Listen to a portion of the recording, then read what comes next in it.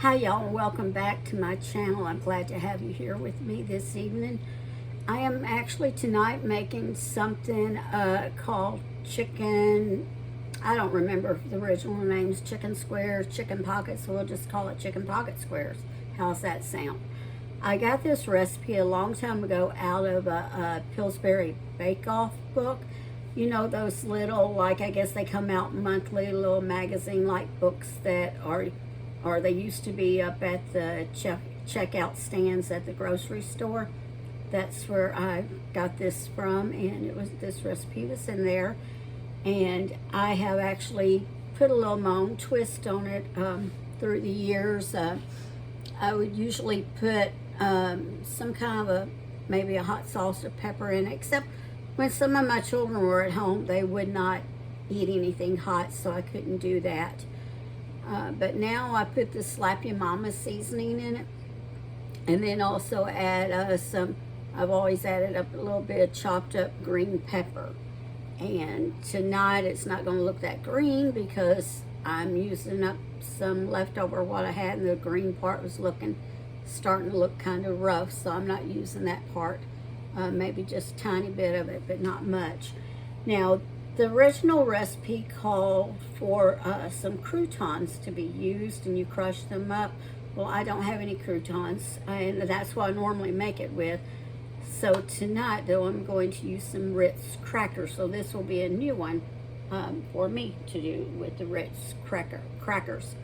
All right, so I am going to bring you a little bit closer over here so you can kind of see.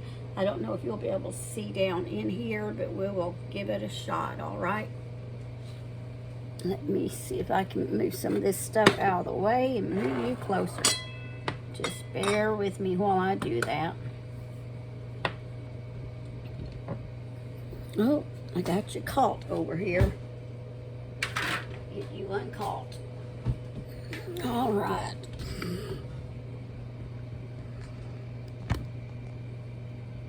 There, I'm trying to see if I can get you down in the mixer. How well that's going to work. All right. Okay, that's probably about the best I'm going to be able to do there. So let's go ahead and we'll get you started. All right, first I am going to take, well, it says 3 ounces cream cheese, but I usually just use a half a block of this 4 ounce instead of trying to cut it at the 3 ounce mark. Get some of that out. All right. So I'll fold this up and put it back in the box and then stick it back in the fridge. Then you want 2 cups of cooked chicken. You can dice it, you can cube it. Usually shredded is just what I do. I usually will use some chicken breast most of the time, but I had some of this rotisserie chicken, so that's what I am using tonight.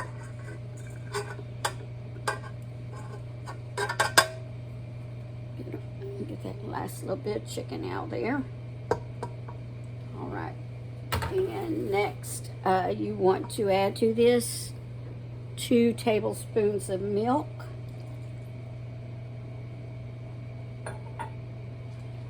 Then I am going to add this little bit, and I just took those like little 2 or 3 of them. It doesn't matter how much of the green onion. I'd say that was only maybe a tablespoon or 2 cut up. Then we will add some pepper. You can add salt to this, but I am not going to since I will already be using the Slap Your Mama, and that has some salt, and also you know, what am I thinking? There's, of course, some salt in the cream cheese. And let me see, let me reach around behind you here to get the Slap Your Mama.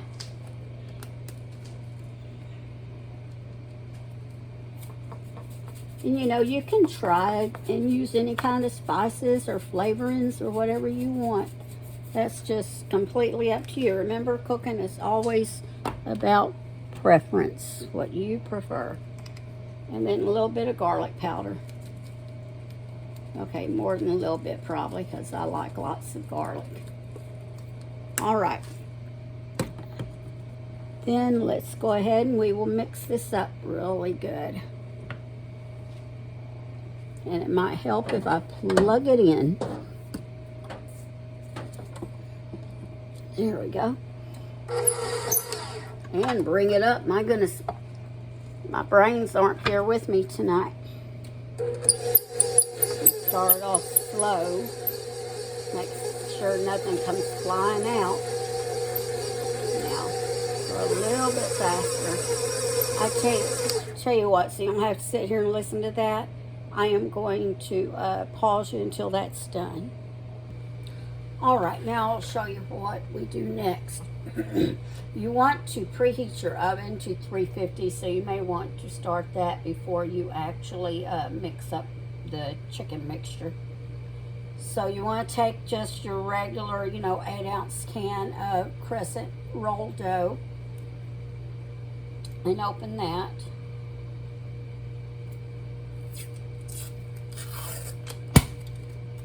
You always jump a little when that happens. I don't know if you do. I do. All right.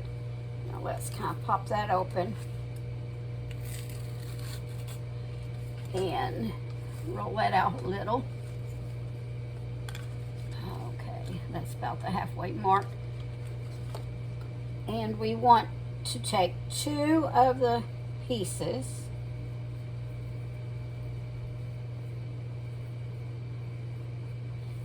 And I did wipe all that off before I started it because I want to, keep everything as clean as we can.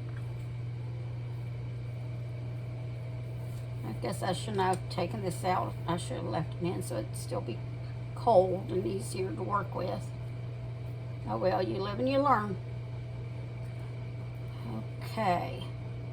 So I have 2 pieces, and this is not wanting to cooperate with me a lot here, but of course we want to make our square. So join the pieces here to make our square. You may just have to do it. Put your seams together. And I guess square, it's kind of more like triangle a little. Well, on this one it is anyway, since this got cold. I've told y'all before, and I'll tell you again, I'm not a perfect cook. I'm not one who can make it look pretty, but I can do it and I can make it taste good. So anyway, I've joined the 2 pieces and made a little square here. Try and make sure it's all evened out.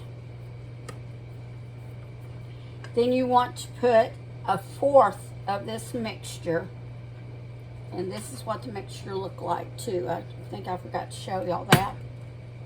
So you want about 1/4 of it. And the reason I took it out of the mixing bowl and put it there so y'all could see it a little bit better. All right, now let me get a paper towel to keep my hands clean. Do not mess up that. I know I have a pocket here somewhere. And I just touched that, didn't I?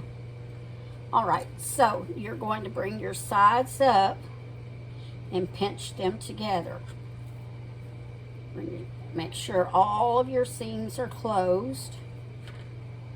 And do it this way. Bring it up, close it. See how I'm doing? Just bring it up, pinch it, and close up those seams. Pinch those seams together. Don't have you a hole anywhere. See a little hole, just kind of move your dough and pinch it closed. All right. Now, after we do that, we're going to take this. I probably should have done this at the table, kitchen table, so I would have had more room to spread out. You take the top there where you had closed everything up, You dip it in the butter, melted butter. And you want about 2 or 3 tablespoons of melted butter. Then this here was a half a sleeve of the Ritz crackers, and this actually just Aldi brand. It's not the brand name Ritz. And just crush them up. And if you were using croutons, as the original recipe said, then you crush them up. And with that, I think the original recipe calls about a 3/4 a cup of crushed croutons.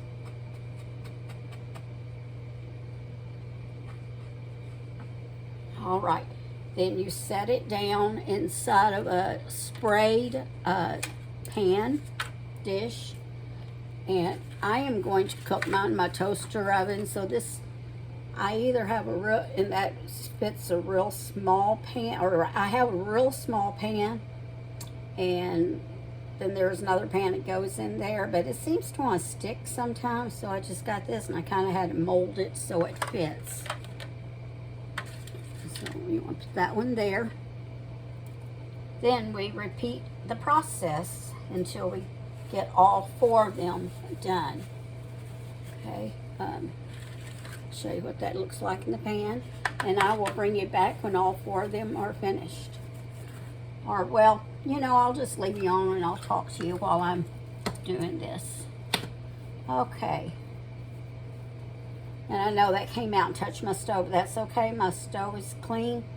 Always clean, you know, after I finish cooking. And then before I start cooking, I will take and spray or wipe everything with some cleaner beforehand, just to make sure it's clean, because like you know, there's little gnats and flies get in the house, and we get those well, a lot of people call them ladybugs, but they're not really ladybugs. They're some kind of beetles, and they like to come in and crawl on stuff. So it's like, okay, this one here is not wanting to be nice tonight. This one's being funky. That's okay. Just do as much as we can there. Take another 4th of the mixture. And you know, when I said a while ago about Ritz crackers, but I had Aldi brand, do any of you besides me call things that are not the name brand, but you still call them by whatever the name brand is, just because it's what you're used to? And I think especially my generation, you know, I'm a baby boomer. I just kind of think we just maybe more or less do that. I know this was too long before my husband passed away, and we were somewhere and somebody said something about, oh, they needed a tissue, and my husband was like, tissue? And his mind automatically went to toilet paper, toilet tissue, and I said, no, they mean a Kleenex. And he said, well, why didn't they just say Kleenex? I said, well, because, you know, if it's not a Kleenex brand, then that's really not proper. We just happen to do that. And then he just kind of like, oh, well, whatever. And, but, you know, I was thinking about it, and we do call things like that. I mean, think of, you buy gelatin, no matter what brand it is, still call it Jell-O. I try and think of some other ones offhand that we call things. But right now, of course, my brain's not going to work. Maybe y'all can list some things that we call by the brand name, even though we may not really be using that brand, never have really used that brand, you know.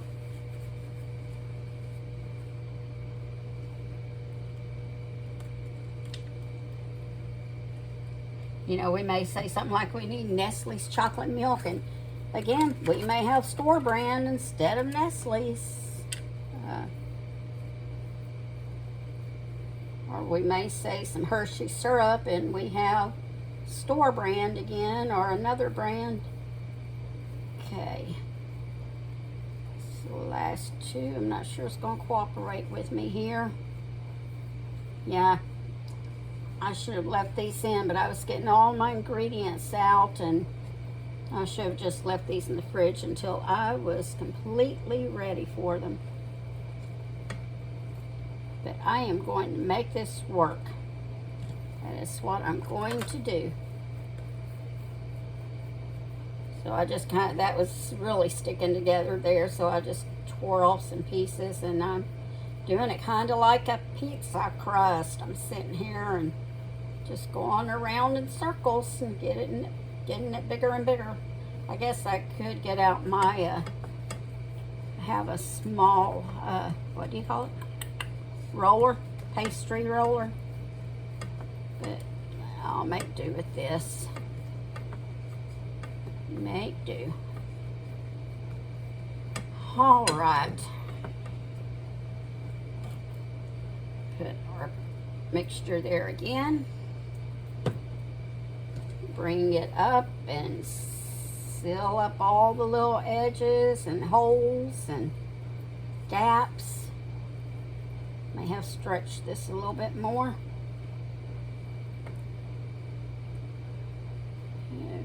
Tuck in any of the mixture. If you see it starting to come out, just take your finger and tuck it in. And that's why I like to kind of bring it all up here to the top too afterwards. If you noticed, I did that with the other ones, and just kind of make sure it's there and it's sealed. All right. I know it's not looking like a square, but usually it'll look like a square when the dough isn't so room temperature. Dip it in the butter and dip it in the cracker crumbs. May not even need it a half a sleeve, but I wanted to make sure I had enough. All right. Now, let me wipe my hand off and get to that last one.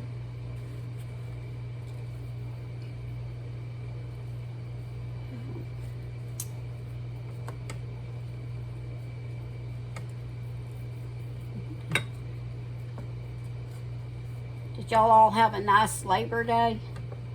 I was just here by myself, and honestly, I don't think I did much of anything. I did a couple of loads of laundry, and I read some on a book, and I had a migraine Sunday, so usually after I have one of those, it leaves me a little worn out the next day. And I used to get migraines a lot, and then I quit having them so much, and they'd only come every once in a blue moon, and it made me laugh because last week there was blue moon, but now it seems like here lately I seem to get them a little more frequent. All right, that last little bit there. And you know, if your chicken mixture's not all that even, that's okay too. Of course, everybody who wants one will think, well, maybe, you know, especially have kids, well, they got more than I got, so I guess you do have to be careful of that situation. Oh, I got a big old hole back here. Let me get this fixed. Fix that. Okay. And I am going to bring more of this over that way, and you know how dough is. Sometimes you just have to sit here and play with it, especially when it gets warm. Maybe that's why we learned to play with Play-Doh when we were kids, so it would help us when we got older and play with real dough. And we thought it was just, what do you call it? They call that now. We didn't know the word when I was kids. Oh my goodness. A sensory thing or mobility. I know there's a certain word. I can't think of it. Oh my goodness. Motor. Work on the motor skills. That's what I was thinking of. Maybe mine never got fully developed. Who knows? Oh. My goodness. All right.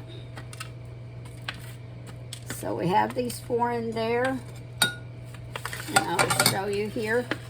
Can you see all that? Now, I will stick them, like I said, in the 350. I will be cooking mine a little bit lower because my toaster oven tends to cook fast.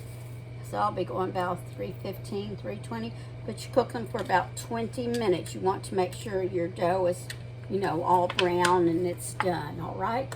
So I'll bring you back in a little bit. All right, I am back and I am going to show you what these look like now. All right. So can y'all see that? Let me get a fork and a knife. Cut one open and eat a piece of it.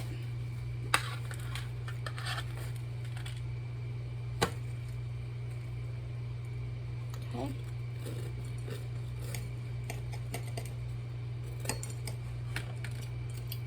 Push that out of my way there.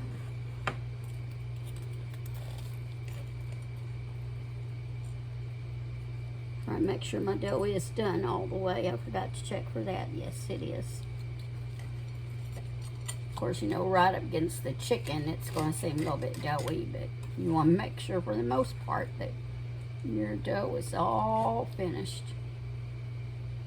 Okay, and like I said, 350 for about 20 minutes. You're trying to get me a little bit here on here. All right. Oh my goodness, y'all can't even see me, can you? Let me bring that up. I'm sorry.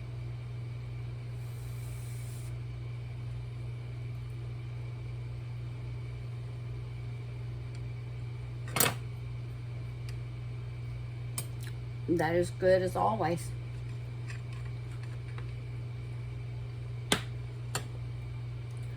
So if you've never made anything like this, try it.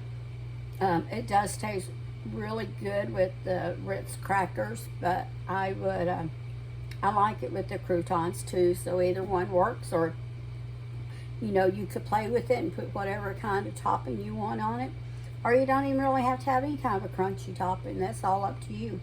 You know, I just thought something probably would really be good would be some of those you know, the French fried onions like you use in green bean casserole. That would probably be really good on top of there. All right. So that's all I have today. I hope y'all have a wonderful day, and you know, if you wouldn't mind, give me a thumbs up if you like this video and share it to your social media outlets. And if you have some friends or someone you could tell about my channel, invite them to watch it. That'd be wonderful too. And remember, you can always find me over on Mammy Murray's Musings. Same thing as name my channel, Mammy Murray's Musings, over on Facebook. And then if you just want to drop me a line, you can get me, it's in my main description, not the description box under each video, my main description. My email there is also, which is mammymurray16, or the number 16 at gmail.com. You can always drop me a line there if you just want to chat, say hi, or ask any questions. All right, well, I hope y'all have a wonderful evening, and remember to always season your cooking with love.